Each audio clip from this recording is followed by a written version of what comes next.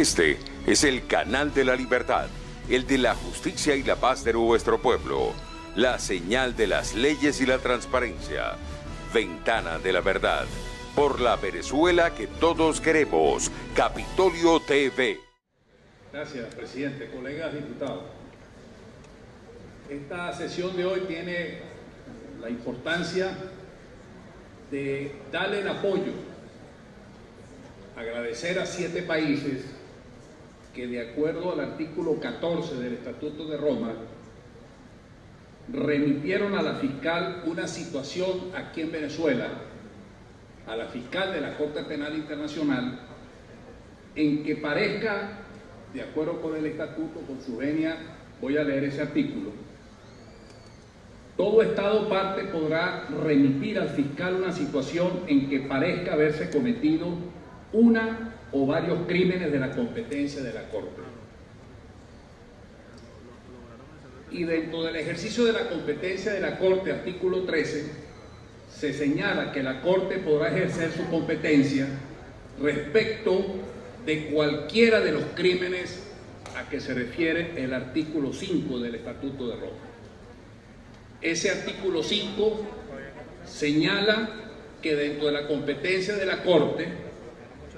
los crímenes que son considerados allí son los crímenes de genocidio, crímenes de guerra, crímenes de lesa humanidad y los crímenes de agresión. En lo que corresponde, por ejemplo, a los crímenes de lesa humanidad, está precisamente el hecho que responda a un ataque generalizado o sistemático contra una población civil y con conocimiento de dicho ataque, específicamente asesinato, exterminio, esclavitud, deportación o traslado forzoso de población, encarcelación u otra privación grave de la libertad física en violación de normas fundamentales del derecho internacional. Los Estados partes hicieron uso de esta competencia y, por supuesto, enviaron eso a la fiscal. Pero quisiera hacerle igualmente una mención a los altos representantes del gobierno. El Estatuto de Roma dice en el artículo 31, en lo que corresponde a las órdenes superiores y disposiciones legales, no se eximirá de responsabilidad el que alegare el cumplimiento de órdenes superiores. Y en lo que corresponde a la responsabilidad de los jefes y otros cargos superiores, el artículo 28 dice que serán responsables los jefes militares que bajo su mando se cometan crímenes penados por el Tribunal Penal Internacional. Por supuesto que la Corte tiene responsabilidad en analizar solo lo respecto de las conductas individuales de las personas naturales. Es imprescriptible, por supuesto, estos delitos, y aquí es muy importante señalar que así como caracterizan los derechos humanos su progresividad y su universalidad, en Venezuela la violación o las graves violaciones de los derechos humanos, para que cataloguen dentro del Estatuto de Roma, es progresivo igualmente. Nosotros hace un año llevamos este informe sobre los delitos de lesa humanidad en Venezuela, que lo presentamos el 16 de noviembre al panel de expertos que había designado el secretario general de la OEA para analizar la situación de Venezuela, si podía ser remitida a la Corte Penal Internacional. En este informe de 60 páginas desarrollamos los patrones en los siguientes aspectos: las detenciones ilegales a diputados y o privación ilegítima de libertad, las agresiones físicas y verbales a diputados dentro del hemiciclo del Palacio Federal Legislativo, sede de la Asamblea Nacional, en el desarrollo de las sesiones y en sus alrededores, ataques y asedios a la Asamblea Nacional durante realización de sesiones por parte de grupos armados del gobierno con el apoyo de cuerpos de seguridad del Estado, persecución, acoso y amedrentamiento a diputados, familiares, equipos de trabajos y bienes, las prácticas discriminatorias de la inmunidad parlamentaria y del ejercicio de la función parlamentaria, la acusación de delitos de traición a la patria, presos políticos, protestas y crímenes políticos. ¿Por qué menciono esto ahora? Porque, como acabo de señalar, la progresividad de los derechos humanos, su universalidad, es lo que caracteriza el derecho internacional de los derechos humanos. Aquí en Venezuela acabamos de ver recientemente, ayer, cómo le violan la inmunidad parlamentaria a Adriana Pichardo. Pero igualmente el atroz asesinato de Fernando Albán, que fue electo por el pueblo como concejal. Estamos hablando del desconocimiento total de la voluntad soberana de un pueblo. Estamos hablando de una violación de uno de los derechos más importantes que tiene un pueblo, que es el derecho a vivir en democracia, que hoy día igualmente forma parte de las graves violaciones de los derechos humanos y que están insertos dentro de los delitos, incluso de lesa humanidad. Esto es muy importante, que entonces la comunidad internacional en este momento acoja la situación que está viviendo Venezuela para que la remita a la Corte Penal Internacional, y de esa forma la fiscal ante la Corte Penal Internacional pueda aligerar el proceso. Incluso, de acuerdo con el estatuto, la Sala de Cuestiones Preliminares de la Corte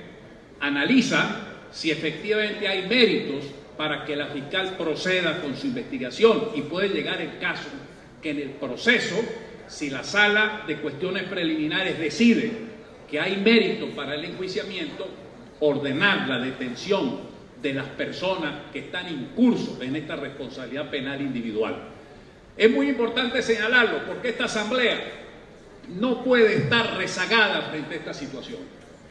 El que nosotros le exijamos a la comunidad internacional que dentro de ese concepto de universalidad y progresividad de los derechos humanos acoja, adopten una decisión de apoyo para que verifiquen ante la Corte Penal Internacional la situación venezolana. Es decir, que otros países se sumen, respetando a cada uno de los países, incluso los que recientemente no se acogieron a la iniciativa de los 7 países. Consideramos que en este momento estamos en presencia de un elemento fundamental de la sociedad civilizada, como es la reivindicación de los derechos humanos. Aquí en Venezuela, cada día suceden estas violaciones, derechos económicos y sociales, en un país que tiene hiperinflación con depresión, en un país en donde, de acuerdo con los técnicos, la hiperinflación se define como la inflación intermensual que no pase del 50%. De acuerdo con las cifras de la Comisión de Finanzas de la Asamblea Nacional, en septiembre la hiperinflación llegó a 240.000%, 240.000 bolívares. Estamos hablando de una hiperinflación además con depresión, porque tenemos una caída del Producto Interno Bruto que pasa del 50%. ¿Y eso qué va a traer? Consecuencias económicas y sociales. Va a traer hambre, va a traer carencia de medicina, el poder adquisitivo del dinero no vale nada, y el Estado, como este es un Estado represor, va a asumir como política la represión. No hay manifestación que no salga a la calle porque estén protestando por falta de gas, de agua y de medicina, por violación de los contratos colectivos, que no sea reprimida por este régimen. Y aquí incluso surge esa tesis que lo analizamos la semana pasada, del derecho de protección internacional que tiene la comunidad internacional, que no puede dejar que un pueblo sea perseguido hasta el punto de que se cometan delitos de genocidio, aun cuando no existe aquí un conflicto bélico. Porque el hambre es considerada aquí en Venezuela como un arma política. De manera tal de que no podemos permitir, y la comunidad internacional tiene que entenderlo, que no nos vayan a dejar a nosotros como un segundo caso cubano. No solamente por el hecho de exiliados cubanos, o mejor dicho, de exiliados venezolanos, sino por el hecho mismo de que se convierta la migración forzosa en un gran negocio para el Estado venezolano. Eso no lo puede permitir entonces la comunidad internacional. Por eso es importante presionar con las armas del derecho en la mano, con las armas de la razón, porque el fascismo y el comunismo no pueden seguir teniendo vigencia en este mundo. Lo único que tiene vigencia es la paz y la democracia. Y tenemos que hacer valer los principios de esa soberanía popular, porque nosotros hemos sido electos por el pueblo. De manera tal, presidente, que me parece oportuno que se haya dado este debate,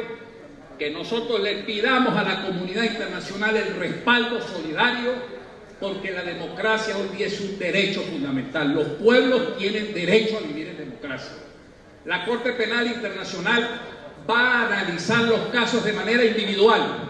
es decir, la responsabilidad individual de los que aparecen allí enjuiciados por esos delitos de lesa humanidad. Pero el Estado venezolano es responsable de la violación de los derechos humanos, de manera tal de que tenemos dos vertientes: por la vía de la responsabilidad del Estado y por la vía individual de quienes han cometido esos crímenes de lesa humanidad. Solo nos falta a nosotros aquí en Venezuela sincronizar las acciones, unirnos sobre la base de tácticas coincidentes por lo menos,